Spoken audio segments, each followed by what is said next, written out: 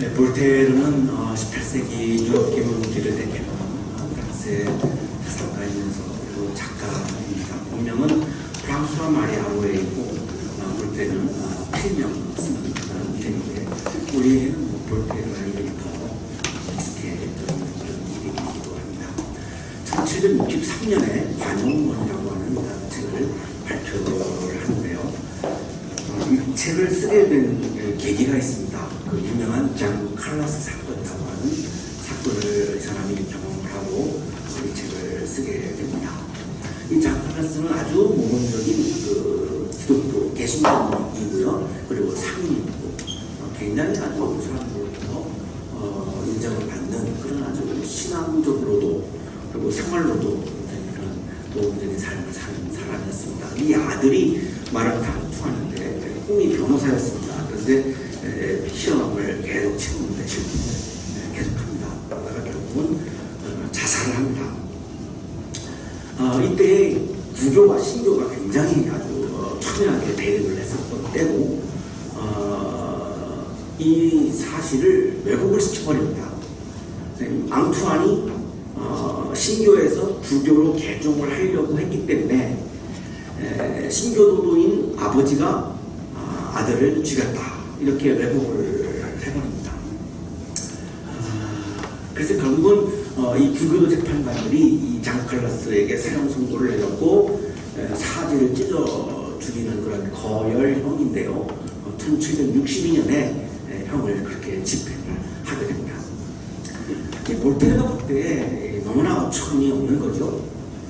종교는 사랑하고 화해하고 누군가가 싸우면 거기서 중재도 하고 화해해서 화목을 이루고 하는 것이 종교 역할인데 어떻게 종교라는 이름으로 사실과 다르게 왜곡을 해서 한 사람을 이렇게 사지를 찍어 죽이는 처형을 할 수 있는가? 불교 신도 다 통틀어서 과연 이거를 종교라고 말할 수 있는가? 그런 막 울분이 이 볼테르의 마음속에 막 솟아오르는 거죠. 제가 잊을 수 없는 영화의 한 대목이 있습니다. 그 오스카 로메로라고 하는 영화에서 엘살바도르에서 군인들이 시위대에다가 막 총을 쏠 때에 오스카의 주교 신부님이 가운을 입고 그 총을 막 쏘는 그 거리 한복판에 들어가서 손을 들고 쏘지 마시라고 사람을 죽이지 말라고 생명을 죽이지 말라고 그래서 온몸으로 이렇게 막습니다. 종교 역할은 그런 거 아니겠습니까? 이렇게 싸움 있는 곳에 가서 화해를 만들어내고 평화를 만들어내고 종교의 이름으로 자기가 믿는 그런 신앙의 이름으로 이렇게 왜곡을 해서 한 사람을 아들이 죽었으면은 위로가 필요한 거죠. 이 아버지에게는 지금 장칼라스에게는 아들을 잃었으니까요. 위로가 필요한 거지. 어떻게 이렇게 무자비하게 종교의 이름으로 이렇게 할 수가 있겠는가. 볼테르의 마음에는 굉장히 분노가 가득 찼던 것이죠. 결국은 부단히 노력을 해가지고 그 비합리성 고발을 하고요. 장칼라스의 무죄와 복권을 이끌어냅니다. 성공을 하죠. 그러고 나서 이 관용론이라고 하는 책을 쓰게 되는 겁니다. 이 관용론을 쓰면서 이 볼테르가 의도하는 것은 장칼라스를 재판한 그런 그 개인들이 아니었고 그 당시 그 사회에 이 종교라고 하는 이름으로 가지고 있는 그런 그 맹신 거기서 나오는 폭력성 종교의 본질을 벗어난 일탈을 해버린 너무나 비신앙적인 이런 그 부분들에 대해서 이렇게 고발을 하고 이렇게 가서는 안 된다라고 하면서 해결 방안으로 제시한 게 이제 관용입니다. 관용이 아니면은 이런 문제들을 우리가 해결할 수가 없고 제2의 장칼라스, 제3의 장칼라스가 계속해서 나올 것이고 그렇게 가면 종교는 사람들로부터 외면을 당할 수밖에 없을 것이다라고 하는 것이 이제 볼테르의 생각이었던 겁니다. 그래서 오늘날의 많은 기독교인들은 볼테르를 반기독교적인 사람이다라고 이렇게 평가를 하고 있는데요. 사실 관용론을 읽어보면 전혀 그렇지 않음을 우리가 확인할 수 있는데요. 몇 군데 인용을 하겠습니다. 종교가 다르다고 서로 벽해하도록 하는 법은 어리석고 잔인한 것이다. 이것은 호랑이 같은 맹수들에게나 다 어울릴 만한 법이다. 종교가 다르다고 해서 그렇게 미워하고 척대하고 하는 것은 호랑이 같은 짐승들이 하는 일이지 사람은 그렇게 할 수 없는 것이다. 형이사학적인 문제에 있어서 모든 사람이 똑같은 방식으로 생각하게 되기를 바라는 것은 정말 미친 짓이다. 어떻게 모든 사람이 다 똑같은 생각을 하고 똑같은 사상을 갖고 똑같은 신념을 갖게 할 수 있다는 말인가? 이건 정말 불가능한 거고, 그걸 가능하다고 생각하는 것은 그건 미친 짓에 불과하다. 한 마을에 사는 모든 사람의 정신을 왜곡시키고 통제하는 일보다는 무력으로 온 세계를 통제시키는 일이 훨씬 더 쉬우리라. 우리가 여기에서 매주일 똑같은 성서 일과의 말씀을 받지만요, 우리의 신앙과 우리의 영성이 다 같을까요? 그렇지 않습니다. 우리의 영성과 우리의 신앙의 색깔이 다 다릅니다. 똑같을 수가 없습니다. 그건 똑같게 할 수도 없고요. 예수 그리스도가 남긴 그의 모든 말과 행동은 온유함과 인내와 용서를 가르치고 있다. 당신이 예수 그리스도를 닮고자 한다면 천자가 아닌 순교자가 되라. 예수님은 십자가에서 죽으시는 순교자로 사셨지, 누군가를 촬영하는 유대 종교인들처럼 로마의 군인들처럼 빌라도처럼 촬영자의 모습을 우리에게 보여준 적이 없는데 왜 예수를 믿는다라고 하면서 당신들은 순교자가 아닌 촬영자로 살아가는가? 이런 질타를 지금 그 당시 종교인들에게 지금 하고 있는 것이죠. 조문주가 내려야 할 판결을 이 땅에 잠시 머물다가 사라질 특별과 같은 존재인 우리 인간이 가로챌 권한은 없는 것이다. 시간과 공간을 초월해서 우주를 다스리고 계시는 하나님이 판단하고 판결하실 내용을 잠깐 살던 미물인 내가 어떻게 그 하나님의 역할과 하나님의 권한을 가로챌 수 있다는 말인가? 어떻게 장칼라스를 그렇게 사진을 찍어 죽이는 그런 판결과 촬영을 할 수 있다는 말인가? 그 사람이 정말로 죄인이라면 하나님이 판단하실 일이지 어떻게 그렇게 할 수 있다는 말인가? 볼테르를 반기독교인이라고 볼 수가 없는 대목이, 그러고 나서 맨 마지막에 볼테르가 기도를 합니다. 이 관용론에 기도문을 써놓습니다. 23장에. 이것도 부분 많은 영화였습니다. 우리가 보기에는 참으로 불평등하지만 당신이 보기에는 모두 똑같은 우리의 처지와 조건들 사이에는 작은 차이가 있습니다. 인간이라 불리는 특별들을 구별하는 이 모든 사소한 차이들이 지구와 박해의 구실이 되지 않도록 해주소서. 차이가 없을 수가 없죠. 우리가 다 얼굴이 다른 것처럼 우리의 믿음도 우리의 영성의 색깔도 조금씩 다 다른 거죠. 그런데 그 차이가 증오를 불러일으키지 않게 해주십시오. 그건 너무나 당연한 거고 너무나 자연스러운 거고, 자, 여기서 나오는 게 관용이죠. 그 차이를 그냥 받아주고 그거를 인정해주고 존중해주면 되는 것을 왜 그 차이 갖고 증오를 하고 박해를 하고 그거 갖고 싸우고 전쟁을 할 수 있단 말이야. 우리의 이 삶, 이 기도문의 맨 마지막입니다. 이 우리에게 이 삶을 주신 당신의 은혜를 찬양하면서 이 찰나 같은 삶을 살게 해주셔서 순간적으로 살아가는 인생인데 왜 다른 사람을 증오하고 나하고 다르다고 왜 다른 사람을 증오하는데 그렇게 많은 시간을 쏟는가? 그건 어리석은 것이다. 이 짧은 인생이기에 나는 하나님을 찬양하고 나에게 주신 은혜를 생각하면 너무나 은혜가 많기 때문에 하나님은 나에게 관용을 베푸셔서 내가 죄인임에도 불구하고 죄가 없다고 해주셔서 나를 의롭게 여겨주시고, 그걸 우리가 구원이라고 말하는 건데요. 저스티피케이션이죠. 내가 죄인인데 죄가 없다고 해주신 거지 죄인이 아닌 게 아니죠. 저는 정말 이 천지는 정말 죄인 중에 죄인입니다. 죄가 없다고 해주셔서 설교하는 거지 그렇게 따지고 들어가면 저는 이 시간에 설교도 할 수가 없습니다. 죄인이 어떻게 설교를 하겠습니까? 그것이 하나님이 나에게 베풀어 주신 관용인데 그 하나님이 주신 그 은혜에 대해서 내가 찬양을 해도 이 모자란 인생에 왜 다른 사람의 인생에 개입을 해서 왜 다른 사람이 나하고 다르다고 당신 나하고 똑같다고 강요하다가 안 되니까 거기서 증오하고 박해하고 폭력을 쓰고 왜 그렇게 어리석은 인생을 살아가야 하는가? 하나님, 우리가 그렇게 어리석은 인생을 살지 않게 해주십시오가 이 기도문의 마지막 문장입니다. 예수님의 사랑은 관용이었다라고 하는 것을 오늘 성서 일반인들에게 보여주고 있습니다. 요한이 쉽게 말합니다. 선생님, 어떤 사람이 선생님의 이름으로 귀신들을 쫓아내는 것을 우리가 보았습니다. 요한은 아주 배타주의자로 알려져 있습니다. 이단을 대역하는데 굉장한 관심이 있었고요. 유명한 일화가 있습니다. 목욕탕에 가서 목욕을 하는데 이단 영지주의자 유명한 캐런더스가 들어와서 목욕탕에 들어와서 같이 목욕을 하게 되니까 내가 이단자와 같이 있을 수가 없다 그래가지고 뛰쳐나가는데 너무나 서두르는 바람에 옷도 하나도 안 입고 그냥 알몸으로 바깥에 나갔던 유명한 일화가 있는데요. 그 정도로 굉장히 아주 배타적인 그런 마음이 강했던 제자 중에 하나입니다. 그래서 박수환 교수는 성급한 배타주의자였다라고 이렇게 설명을 하기도 합니다.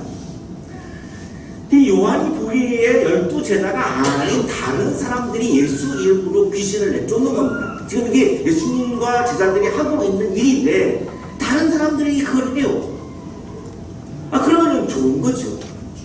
하나님이 얼마나 기뻐하실 일입니까? 귀신을 내쫓는 일이 너무나 기뻐할 일인데 그걸 꼭 우리만 해야 합니까? 많은 사람들이 하면 좋은 거죠. 그런데 요한은 그걸 좋지 않았어요. 그런데 그 사람은 우리를 따르는 사람이 아니므로 해. 이유가 뭐냐면 하나님이 기뻐하시지 않아서가 아니라 그 사람은 우리 그룹이 아니기 때문에 우리의 진영에 속한 사람이 아니기 때문에 우리가 그거를 못하도록 막았습니다. 자, 그러면 요한에게 중요한 거는 뭐죠? 하나님이 아니죠. 하나님보다 더 중요한 게 내가 속해 있는 내 그룹인 겁니다. 그룹이 더 중요하니까 하나님이 기뻐하시는 일을 함에도 불구하고 그거를 막고 있는 거죠. 오늘날 우리가 이런 예를 들면 정말 한도 없을 것 같습니다. 특히 우리 교회 안에 이런 모습들은 너무나 많고요. 한국교회가 어려움을 당해주고 연약해지는 이유 중에 하나도 이런 부분들이 많이 연관이 되어 있다고 볼 수 있습니다. 옆에 있는 교회가 문을 닫아야 우리 교회가 더 잘 되는 거고 이런 식의 마음들. 다른 종교가 다 망해야 우리 기독교는 더 잘 된다라고 하는 이런 식의 마음들. 또 다 지금 이런 거하고 비슷한 거죠.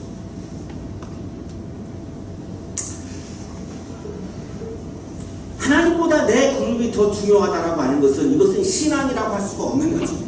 굉장히 내가 속해 있는 그룹만 중요하다고 하는 정말 이렇게 진영 논리에 빠져 있는 그런 거지. 이걸 신앙이라고 말할 수가 없는 거죠. 하나님이 기뻐하시는 일을 왜 내가 하면 되고 왜 너가 하면 안 되는 거죠? 너는 하면 안 되고 나만 해야 돼라고 하는 이런 특권의식은 이거는 신앙이라고 말할 수가 없는 거죠. 이때 예수님께서 이렇게 말씀하십니다. 막지 말아라. 한마디로 단호하게 딱 말씀하십니다. 막지 말아라.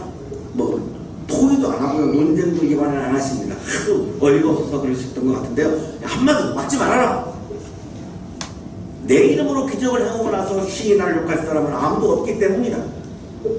나의 그룹이 아니라고 해서 나의 진영이 아니라고 해서 나와 같은 그룹이 아니라고 해서 하나님이 기쁘신 일을 하는 것을 막지 말아라. 예수님의 마음은 나와 다른 그룹에 대해서 전혀 배타적이지 않으셨습니다.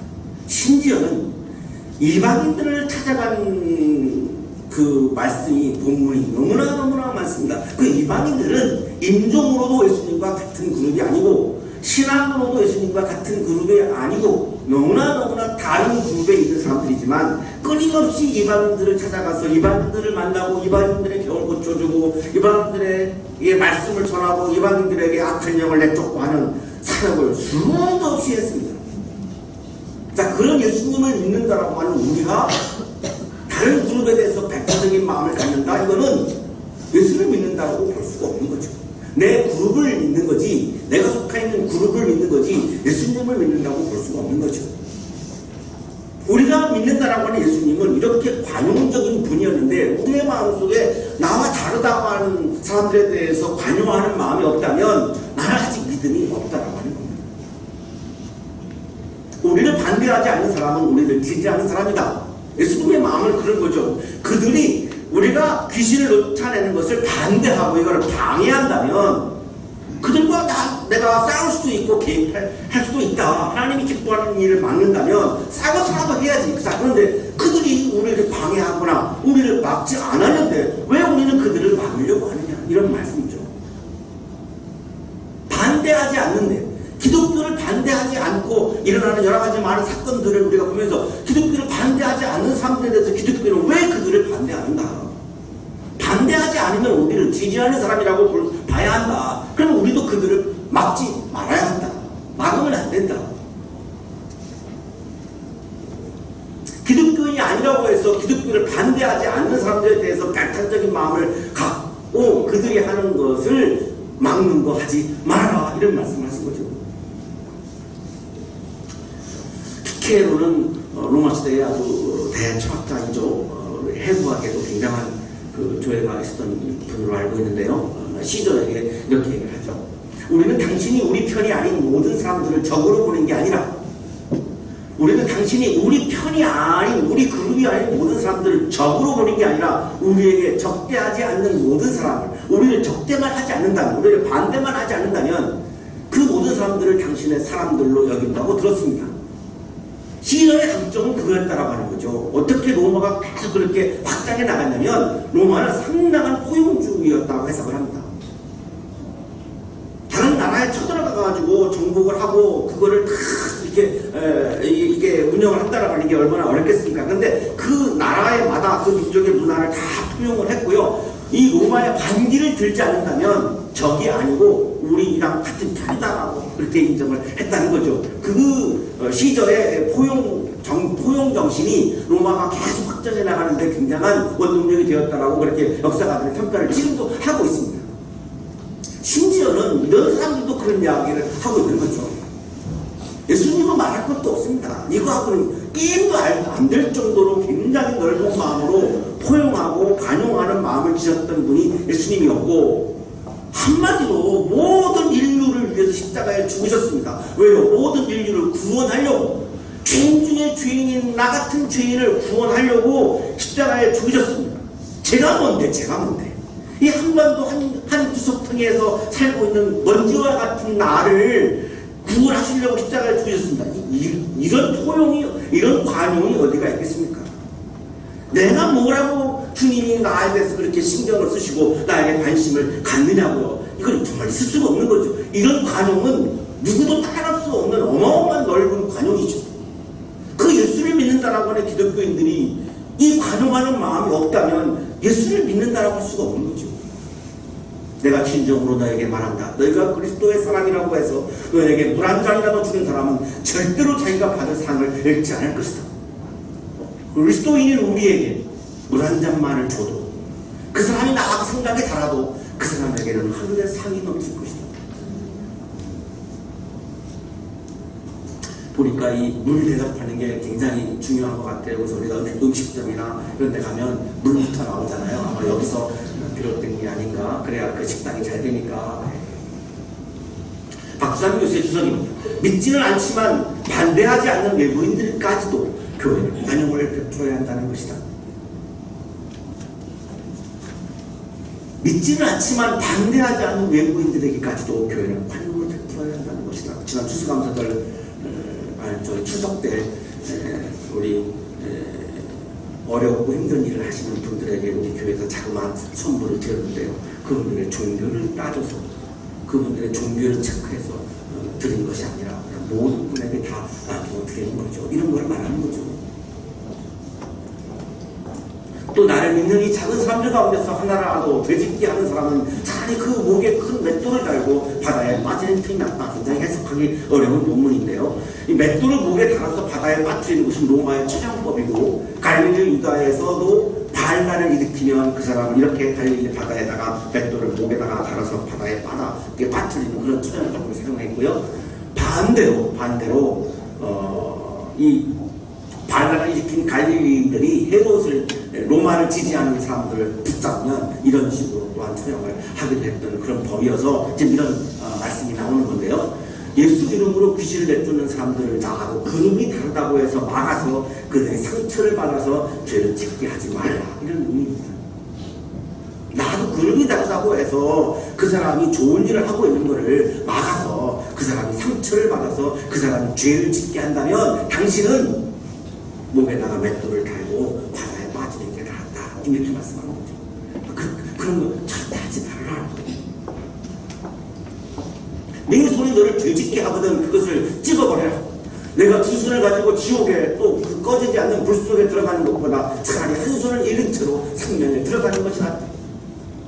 도박을 하시는 분들이 도박을 못 끊으면 뭐 손가락을 자른다고 이런 말이 그런 것 같은데 그런 거 좀 비슷한 거라고 볼 수 있는데요. 지옥은 개는 아니고 박수현 교수의 주석입니다. 예루살렘 서쪽에 있는 골짜기 오늘날의 와디 엘 라바미를 가리킨다. 실제로 예루살렘 그 서쪽에 옛날에 구약시대 때 몰록신이 있었고요. 이 몰록신은 제물을 받을 때에 아이를 불태워서 이렇게 제물로 드리는 제물을 받았던 신입니다. 그래서 그 예루살렘 한 지통에 그 현장이 그대로 남아 있습니다. 그래서 아이를 불태워서 몰록신에게 제물을 드리는 곳, 거기가 바로 지금 그 게헨나라고 불리우는 그런 곳인데요. 지금 거기를 말하는 거고요.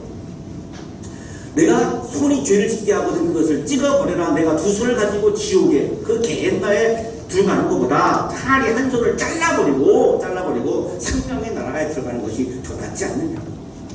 열왕기하 23장 10절입니다.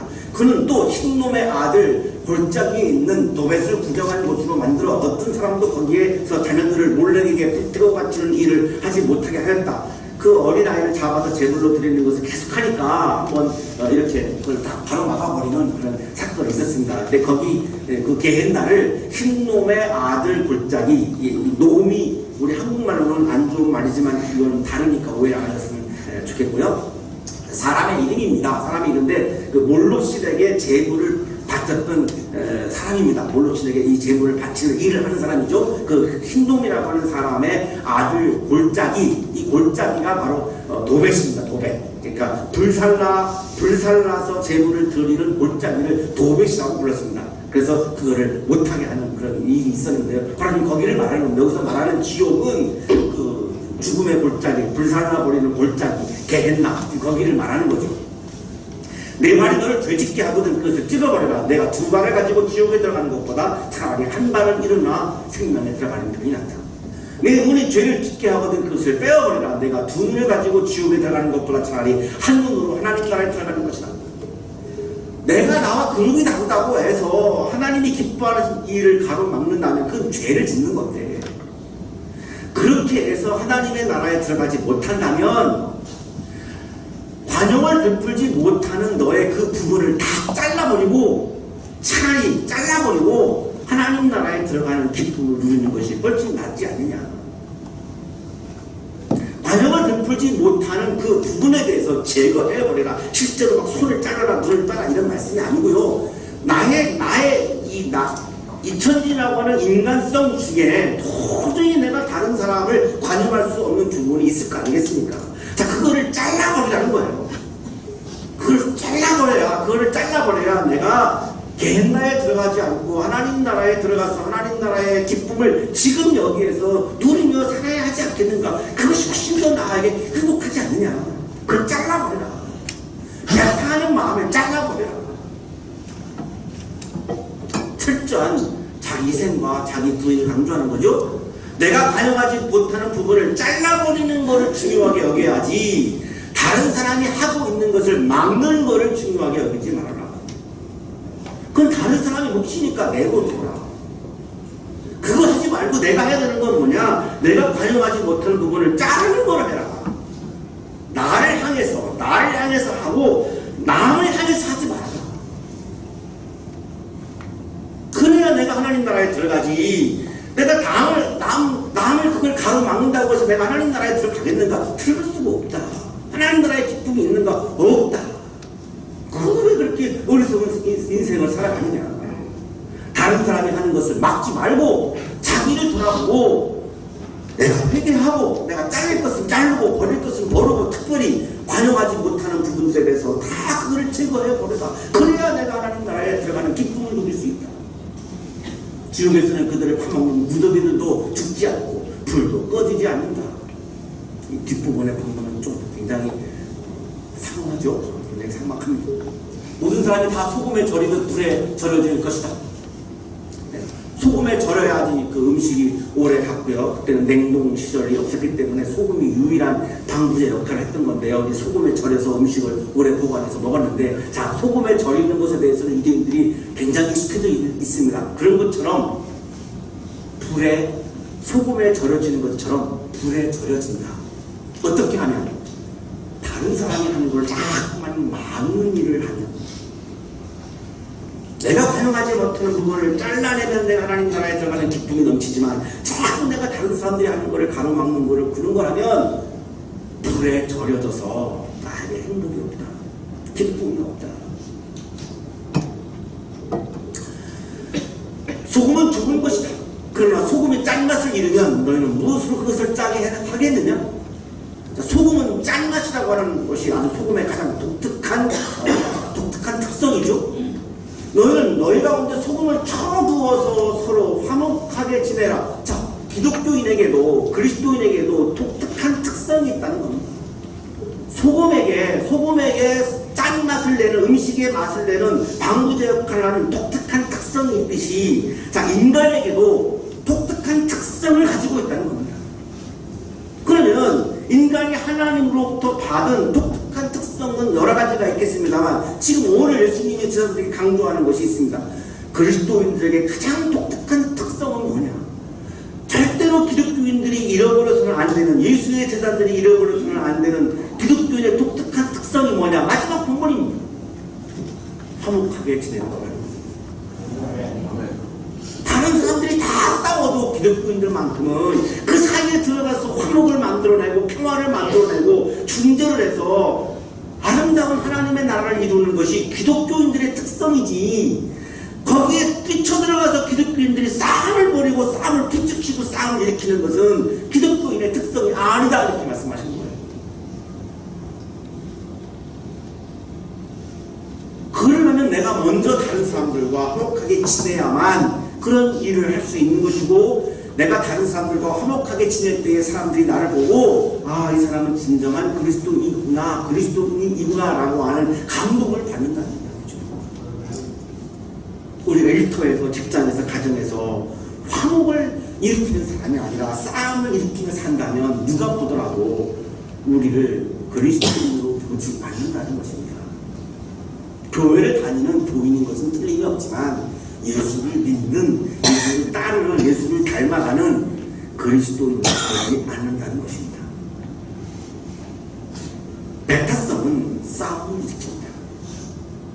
관용은 화목을 가져옵니다. 여러분들의 가정에, 여러분의 일터에, 그리고 이 한반도에 화목이 가득하기를 축복합니다. 거룩하신 주님, 감사합니다. 한없는 관용을 베풀어 주셔서 저 같은 죄인을 용납해 주시고 하나님 나라의 기쁨을 날마다 채워주셔서 주님의 나라에서 복되게 살게 해주신 하나님 감사합니다. 우리의 마음속에 그 주님의 관용의 마음을 부어 주옵소서. 나와 다른 사람들도 껴안고 호용하고 관용할 수 있는 믿음을 주셔서 화목을 일으켜가는 그리스도인의 삶을 아름답게 살아가게 하여 주옵소서. 예수 그리스도 이름으로 기도하옵나이다.